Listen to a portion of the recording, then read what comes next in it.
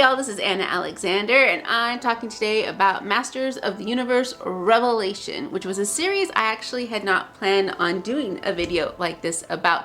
But after hearing some of the just plain bullshit that's been going on this past weekend, I thought, hey, let me throw in my 2 cent opinion and maybe it will shed a little different perspective on why I think you should be watching this series. I'm familiar with the show from the 80s. I watched it every day after school. My brother had the toys. I was equally disappointed with the Dolph Lundgren version as everybody else. So when I saw this was coming out, I thought, hey, cool, fun. I'll give it a whirl. And truly, I was only planning on watching maybe one episode, because when you look at He-Man, every episode was the same. Skeletor was trying to conquer Grayskull. Prince Adam would say, I have the power. Clothes would rip off. Battle. Vanquish Skeletor. I'll get you soon. Yuck, yuck, yuck. There you go. Next episode. Oh, I'll come at you from the east this time. I have the power. Clothes rip off. Battle. Skeletor vanquished. I'll get you soon. Yuck, yuck, yuck. Next day, oh, now I'll come from underground. 130 episodes, y'all. 130 episodes, more or less of the same thing. And for episode 1, first 19 minutes, that's exactly what we were getting. Skeletor was trying to conquer Grayskull. Prince Adam, I have power. Clothes rip off. Very strategic loincloth action there. Haha. But yeah, it's exactly what you expected until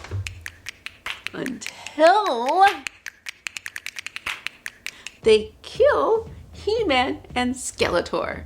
And now I am going, I am intrigued. Yes, I was in. I'm like, okay, now I gotta watch the whole thing. And I watched the whole thing Saturday afternoon because now this was different, this was new, this was exciting. This is something familiar, but now there's just more to it. I mean, storytelling, fiction storytelling 101. You introduce your characters in your everyday world. Inciting incident kicks them out of that world. They now have to go on a journey. What more of an inciting incident can you have than killing your main characters? I mean, what are you gonna do after that? And I am so ready for it. It was great because now we get, Teela, who has to figure out what she was. Who did she think she was? Now who does she want to be? We've got more character development. Duncan, who he thought he was and believed in. What does he want to be? Bonus, we get Evil Lynn. Who does she think she is and she wants? What does she then want to be? And it's great. I thoroughly enjoyed every moment of it. Now I do have to say I was a little afraid episode 5 when Prince Adam is there and here's the sword of power, and I was afraid that they were going to do here is this relic we've almost died to obtain, to give it now to you, privileged man, to save us. And it looked like they were going that way. But to my delight, they didn't go that way. And not only did they not go it that way, where they went, I actually was in my seat going, yes! Because yeah, it was great. It was unexpected, and that's why I think this series is a hoot. Now everyone's going, oh, it's supposed to be a He-Man and He-Man was hardly in it. No, He-Man was in it. It's fine. And the series is called Masters of the Universe. It's kind of a hint. He-Man's not going to play as central of a character as you thought it would.